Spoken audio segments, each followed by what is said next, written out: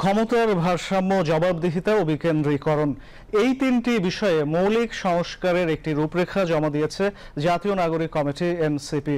আজ ঢাকায় সংসদ ভবনস্থ এলডি হলে জাতীয় ঐক্যমত্য কমিশনের সাথে এনসিপির বর্ধিত আলোচনার এই রূপরেখা দেয়া হয়।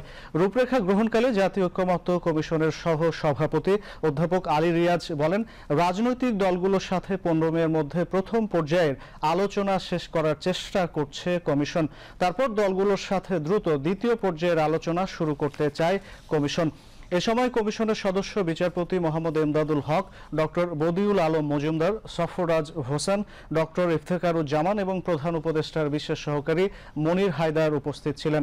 জাতীয় নাগরিক পার্টির সদস্য সচিব আক্তার হোসেনের নেতৃত্বে 5 সদস্যের প্রতিনিধি দলে ছিলেন দলটির যুগ্ম আহ্বায়ক সারওয়ার তুষার, যুগ্ম আহ্বায়ক জাবেদ রাসিন, মুখ্য সংগঠক সার্জিস আলম এবং কেন্দ্রীয় সংগঠক আরমান হুসাইন। গত 23 মার্চ জাতীয় নাগরিক পার্টি কমিশন বরাবর তাদের মতামত জমা দেয়। সে প্রেক্ষিতে দলটির সাথে গত 19 এপ্রিল প্রথম দিনের আলোচনায় বসে কমিশন। আলোচনা অসমাপ্ত থাকায় আজ দিনব্যাপী বর্ধিত আলোচনা অনুষ্ঠিত হচ্ছে।